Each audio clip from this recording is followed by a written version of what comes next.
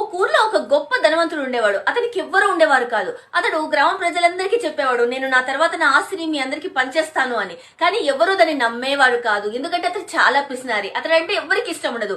అతడు ఎప్పుడు అనేవాడు, మీరు నేనంటే ఇష్టపడరు, ఎందుకంటే నేను మీకన్నా ధనవంతులని మీకు కుళ్ళు అని అంటూ ఉండేవాడు. కానీ అతన్ని ఎవ్వరూ నమ్మేవాళ్ళు కాదు. అతను ఎందుకు ఇస్తాడు మాకు ఆస్తి తర్వాత అని అస్సలు ఎవరు అతన్ని పట్టించుకునేవారు కాదు. ఇదంతా చూసి అతను బాధపడుతూ ఉండేవాడు. ఒకసారి ఒక చెట్టు కింద నిలబడి ఉండగా ఒక పంది ఆవు మాట్లాడుకుంటుండడం అతను గమనించాడు. ఆ పంది అంటుంది ఆవుతో, ఎందుకు ప్రజలందరూ నిన్నే ఇష్టపడతారు, నన్ను చూస్తే అసహించుకుంటారు, అసలు నన్ను ఎవరు రెస్పెక్ట్ ఇవ్వరు నాకు అంటే, అప్పుడు ఆవు చెప్తుంది, నేను నాకు ఉన్న దాంట్లో పాలు ఇస్తాను, కానీ నువ్వు మాత్రం నువ్వు బతుకున్నంత సేపు ఏది ఇవ్వవు, నీ తర్వాత నీ మాంసము అవి ఉపయోగపడతాయి అంతే, నువ్వు ఏదైనా బతికున్నప్పుడు ఇవ్వు, అప్పుడే దానికి విలువ అని చెప్తుంది. అప్పుడు అతడు అర్థమవుతుంది తను చేసిన తప్పు. అర్థమయ్యి వెంటనే అక్కడ ఉన్న వాళ్ళందరికీ రోజు దాన ధర్మాలు చేస్తూ ఉంటాడు. అలా మంచి పేరు తెచ్చుకుంటాడు.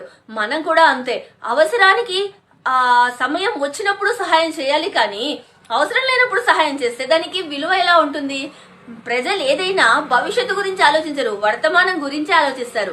అందుకే ఎవరికైనా సహాయం చేయాలనుకుంటే ఇప్పుడే చేయండి. మనం చనిపోయిన తర్వాత సహాయం చేస్తే అది మనకెలా తెలుస్తుంది, మన వరకు ఎలా చేరుతుంది? నిజమే కదా.